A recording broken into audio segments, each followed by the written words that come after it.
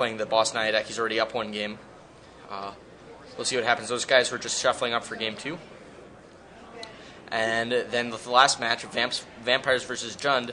Alex Bertoncini with the Jund deck is down one game to the Vampire deck. That's kind of surprising. I mean, we've seen Vampires beat Jund before here in this very open series. Sure. Looks like turn 1 Nikadal is followed by turn 2 Terramorphic Expanse into a Plains, leading to a 2-2 attacking after a turn 1 tap Savage Lands coming out of the gates from Alessandro. Alessandro looks to have Terminate, 3 lands, and is it a Blightning? And one other card in his hand. I couldn't quite get a look at it. Siege Gang, and one more. Maybe it's a Forest. Second Wild Nikadal comes out for Mike. Meow. Oh, sorry. Meow. I didn't know what we were doing. I didn't know what we were going for here. Turn 2 Putrid Leech might put those Nikadals to waste. Looks like Mike kept in those Cunning Spark Mages. I don't know. Well, if the Cunning Spark Mages are in, then the Basilisk Collars has are to in, stay yeah. in. Maybe we just didn't sideboard. I mean, when LSV was interviewed about this matchup, I saw him testing actually the night before the Pro Tour, and they quickly came to that conclusion that against the Jund deck, you just board out the Cunning. You don't board in the Cunning Spark Mages, and you board out the Basilisk Collar. But no Mountain means that the Nikadals will stay 2/2s, while Blightning comes out for Alessandro. And there's a Spook. Well, you need something to discard the Blightning, right? So maybe that's why you leave him in. I don't think that's a reasonable. No, that's not reasonable. That's what Cunning I do. Spark Mage and Ranger of Eos discarded the Blightning, and Mike drops down to 17 life, holding 2 Night of the Reliquaries, 2 Night of the Reliquaries in hand. He draws a Noble Hierarch and looks to cast Night of the Reliquary number 1. So we have one land in the graveyard? So it's a 3/3? Yep. Siege Gang Commander, Deathmark, Terminate, and 3 lands are in Alessandro's hand. You gotta imagine that Alessandro plays this tap land and then Deathmarks the Night of the Reliquary holding. Oh, he can't hold up the Terminate mana quite yet, but.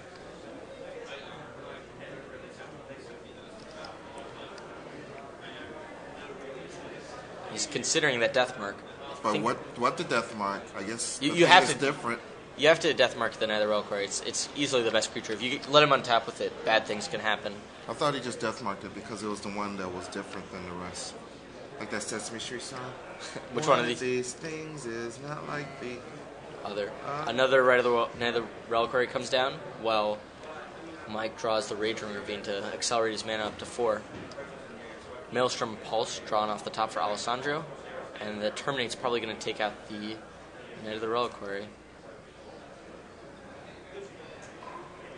Seems like, I wonder why a lot of the Jund decks haven't opted for maybe Smother, either in the sideboard or maybe in the main deck. I mean, Smother was definitely a card that was considered when Worldway came out, and you figured out that Smother was in the format, but I think they found that they like Terminate better. It's like the same card, except a little more mana. Yeah, I guess, like Terminate or Doomblade, Doomblade is just as good. Sure. Standard is such a weird environment. There's so many good cards, unlike standards of seasons past. Maelstrom Pulse is going to take out both those Nikadals, and looks like Alessandro's going to bash in for 4.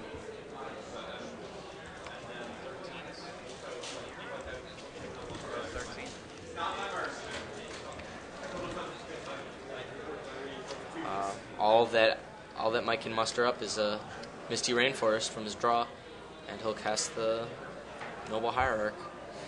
Kind of thin his deck out a little bit, try to get one less land that he can draw. Yeah, does not look good for him. With Siege Gang Commander in Alessandro's hand, I think that Mike's drawing pretty slim outs. He'll definitely want a Baneslayer Angel, or... Does Baneslayer Angel even do it? Siege Gang... I guess it's fine. It's hard to... Like, it will gain him some life. It would not die also, to most things. I mean, I'm trying to look through his list what maybe he can draw. If he boarded in Lightning Bolts, which I'm not sure he did, that might be good against the incoming Siege Gang Commander. But he's pretty much playing off the top of his deck. taking 4 each turn from this Putrid Leech.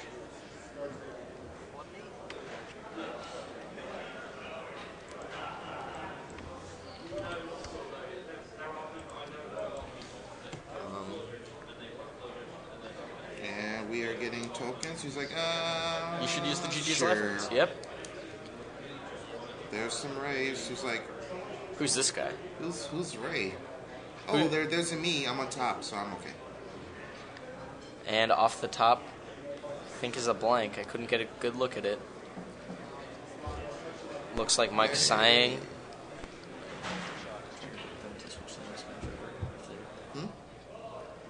Oh, okay. Or should I just go here? Yeah, those. So it looks like this may be ending pretty soon because I don't think Behemoth Sledge is going to be enough. And yeah, you can kind of see it in Michael's body language. He's like, "Yeah, here's my Noble Heart. Go ahead, do whatever you want to do. Siege Gang Commander is a good card." But we may be able to get a match moved over, making room for Bloodbraid Elf and whatever Bloodbraid Elf also comes along with. So we'll get a bonus Lightning Bolt. And Lightning Bolt goes to the face because it's 3 damage instead of 2.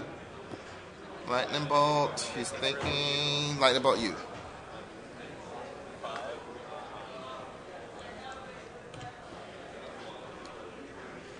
And I'm pretty sure that's close to 5 damage. I didn't do the math, but that's got to be enough.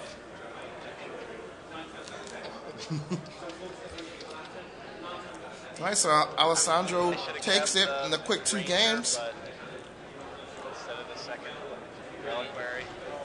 He showed Michael who's boss. John does it again. Boss Zoo loses to John. So what do we got? Can we move a match over? Yeah, we moved a match. We're going to get Alex Bertoncini versus Oliver Russ's 3rd game.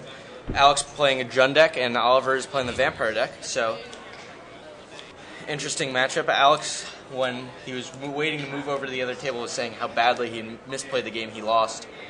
Came back to win game 2, and should have a good match for you. Alright, so we're going to get those players moved over. I'm going to update all this awesome info. So it's going to be in game 3? Yes, it's game 3. They both have 1 game. Oh, that's how game 3 works. Yeah, friend. Did I make a play mistake? But yeah, thanks everybody for tuning in. Which match is it? Alex is on the left. We're going to thanks everybody for tuning in. If you're just starting to tune in, we're about to bring you another quarterfinals match between Alex Bertoncini and Oliver Russ. Also, if you're just tuning in, be sure to tell your friends that you're watching awesome top 8 coverage from the StarCityGames.com $10,000 Open here in Richmond, Virginia. Post as your Facebook status. Go on AIM, tell all your friends. Perhaps we'll be able to break some GG's Live records if you get a bunch of friends on. Might be hard to break a Grand Prix record, though. But Star City Games record. Oh, we could definitely do that.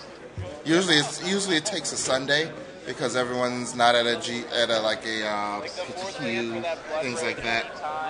It's a lot easier. Everyone's at home on Sunday with nothing to do. Sure. Football, but isn't the season over? Yeah. There's a Super Bowl. I hear the Saints won, right? Something like that. Some team from some city. But what is the chat thinking? They like the games? We have almost 800 viewers tuning in. Pretty exciting. I think I can actually draw a mustache, but I can Photoshop something. What do you think? You think I would do with a mustache? Well, pretty sure I think it needs a handlebar mustache. See, I told you look better with a handlebar mustache. Should it be greased up, or should it, should I actually grease it into a twirl or a spiral, or what should I do with it? I actually think it looks best green, huh? Do I have lists? I gave the other 4 lists to